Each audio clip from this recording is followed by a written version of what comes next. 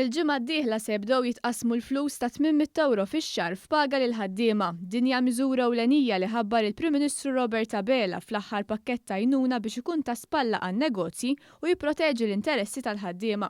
Ħabbar dan il-Ministru għall-Ekonomija Silvio Xkembri u l-Kap Eżekuttiv tal-Malta Enterprise Gert Farrugia f'konferenza tal-aħbarijiet li fiha fissru li l-Gvern Malti se jkun fost l-ewwel gvernijiet fid-dinja li jħallas il-ħaddiema milquta minħabba l-coronavirus.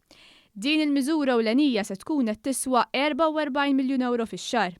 Ġie spjegat li l-ewwel ħaddiema li se jirċievu l-pagament huma dawk li kienu jaħdmu f'post tax-xogħol li kellu jagħlaq b'ordni tal-Gvern minħabba l-pandemija. U ħankunu fost l-ewwel gvernijiet fl-Ewropa u fid-dinja li ħankunu qed nagħtu din it-tip ta' għajnuna kemm jista' jkun malajr. Allura fil-jiem li ġejjin se jibdew ftit jirċievu l-ħlasijiet l-employers għal pagi ta' Marzu u April.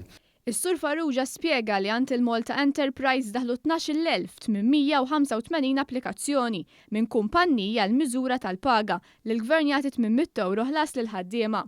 Minn dawn se jbenefikaw 62,766 ħaddiem li jfisser li aktar minn 60,000 post tax-xogħol qed jiġi salvat, ħafna minnhom xogħlijiet full-time. Fost l-applikazzjonijiet li rċiviet il-Malta Enterprise hemm 9,474 applikazzjoni mingħand persuni li jaħdmu għal rashom u rċeviet 2,877 applikazzjoni mingħand kumpanniji.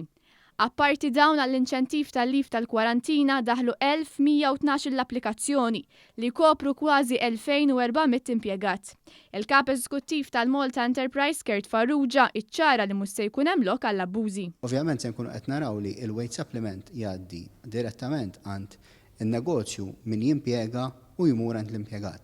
Qed inħeġġu lil min jimpjega sabiex jagħmel nota li fil-paga tagħhom hemm parti mill-wage supplement, hemm il-wage supplement li qed jagħti il-Gvern u anke bħala Malta Enterprise se nkunu qed ngħaddu din it-tip ta' komunikazzjoni lil min lill-impjegat sabiex ikun jaf li l-employer tagħhom se jkun qiegħed jirċievi il-COVID wage supplement. Intant il-Malta Enterprise irċeviet 250 applikazzjoni għall-iskema tat-teleworking li minnhom 30 applikazzjoni ġew approvati din il-ġimgħa. Sissa n-nefqa kienet ta' madwar 40,000 euro li għandha wkoll tiżdied f'mijiet ta' eluf hekk kif jiżdiedu t-talbiet. Gert Farrugia qal li l-Malta Enterprise permezz ta' numru 144 u bl-email għenet 35,000 persuna f'temp ta' 3 ġimgħat. Il-Ministru Silvio Xkembri qal il-Gvern se jkompli jgħin aktar negozji biex ma jintilfux impjiegi. Il-Gvern qed jiqpa' b'diskussjonijiet miftuħin sejt ma' kulħadd. Kif ħabbarna qabel, dal-Gvern għandu pjan għal kull eventwalità, kemm jekk iddum ftit ġimgħat, kemm jekk iddum xhur, kemm anke jekk iddum itwal. U allura f'kull mument opportun il-Gvern jibqa' jħabbar miżuri skont il-bżonn ta' dak il-ħin. Kif diġà semmejna l-Gvern ħajamel dak kollu li hemm bżonn biex nissalvagwardjaw kemm jista' jkun impjiegi u kemm jista' jkun negozju. Il-Malta Enterprise qed tkompli tilqa' aktar applikazzjonijiet tal-miżuri tal-Gvern minn fuq il-website covid19.maltaenterprise.com.